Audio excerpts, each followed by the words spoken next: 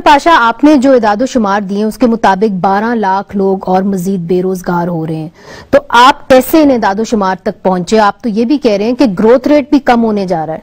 अफरात ज़र और बेरोजगारी की वजह से लोगों के जो जिंदगी का रुझान है वो बहुत परेशान कुन होता जा रहा है। बेरोजगारी की रफ्तार है वो उस पर मुनस्सिर है कि आपकी शरह नमू क्या है।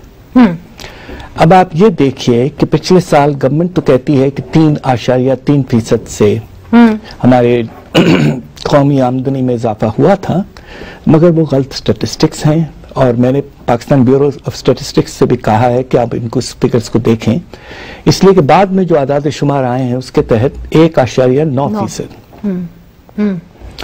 अब होता यह है कि जब आप इतने कम आपका शरह नमू रहे तो हमारे मुल्क में तकरीबन हर साल 20 लाख लोग लेबर फोर्स में आते हैं, जिसमें नौजवान होते हैं ज्यादा। तो उसको अब्जॉर्ब करने के लिए हमें कम से कम 6% शरह नमू चाहिए, और अगर उससे कम हो तो फिर बेरोजगारी फैलती है। इस साल हालात उससे भी खराब है।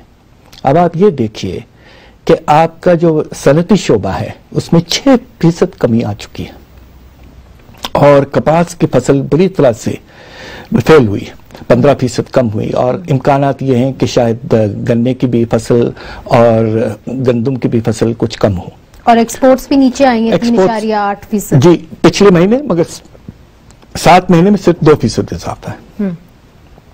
और आपके जो होलसेल एंड रिटेल ट्रेड है, तिजारती जो शोबा है, उसमें कम से कम 6% कमी और आई है। तो लिहाजा हमारा एस्टिमेट यह है कि इस साल मुझे अफसोस से कहना पड़ता है कि शायद शरह नमू 1 और 1.5% की रेंज में रहे, जिसके बेसिस के ऊपर आप कह रहे हैं कि 12 लाख लोग, 10 लाख लोग और जो है वो बेरोजगार होंगे इस साल। पिछले साल 10, इस साल 12। इस साल 12, इसलिए कि शरह नमू कुछ और कम हो जाएगी। मगर फिर वजीर आजम ने एक मीटिंग की, कैबिनेट मीटिंग हुई, उसके अंदर उन्होंने कहा कि अब हम IMF